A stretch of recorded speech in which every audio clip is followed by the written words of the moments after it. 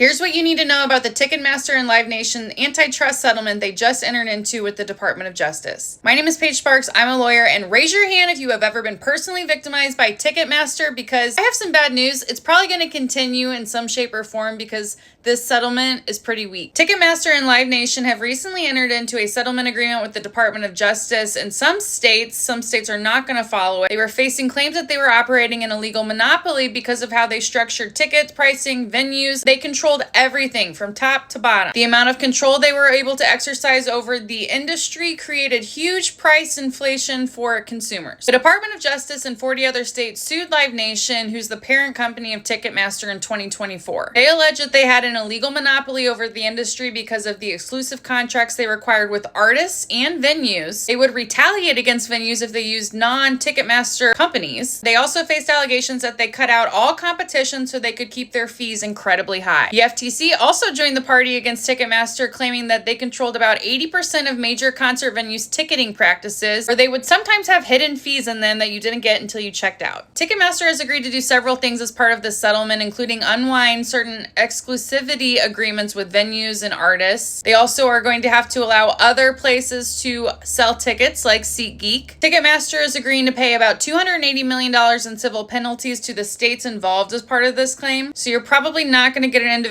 check for this. They're also going to be required to cap ticket fees at 15% of the ticket price, and they've also agreed to divest from some of the amphitheaters they control to allow for more independently operated venues, which I'm sure is just going to be another company that they own in some shape or form, or like the same shareholders. The settlement also prohibits Live Nation from retaliating against concert venues if they use a different ticketing agency. Before, they would do that all the time. The trial for the antitrust case started earlier this month. This settlement is coming through about a week after trial has started. It's pretty normal to see settlements in the middle of trial or before the jury returns a verdict even, because one side will start to see the writing on the wall and be like, it's not looking so good for us with this testimony. As part of the settlement, Ticketmaster has also agreed to extend government oversight to make sure they're complying with these terms in the future. Live Nation is not out of the woods yet with the settlement because a lot of states saying they are not going to agree with it, so they're going to proceed with their own cases. And it also hasn't been approved yet. When it's a settlement like this, especially in the middle of trial, it has to be approved before it's enforceable. Now, for my opinion, I think this is not strict enough. I think this is a cop-out by the Department of Justice, and I would have liked to see them get more of the NASCAR treatment and really bust up the monopoly, because none of the structure is really changing as part of the settlement agreement. We're going to see the same thing in a different font. For example, even if the settlement is approved, Live Nation will still predominantly dominate the market about this and control ticketing prices for venues. Also, the penalty they're paying, that $280 million fine, is like a drop in the bucket compared to what Live Nation's revenue was last year, which was $25.2 billion. Yes, that's billion with a B. While I am happy that they're no longer able to retaliate against venues, that they are agreeing to outsource some of the sales to other third-party vendors, I'm not happy with the settlement that didn't change any of the structure issues, which is the whole freaking problem here. If I had to grade this, the settlement would get a 2 out of 10 for me. I'm not really impressed with this, and I can see why other states are going to continue to go after Ticketmaster, and they should. As always, comment to let me know what you think.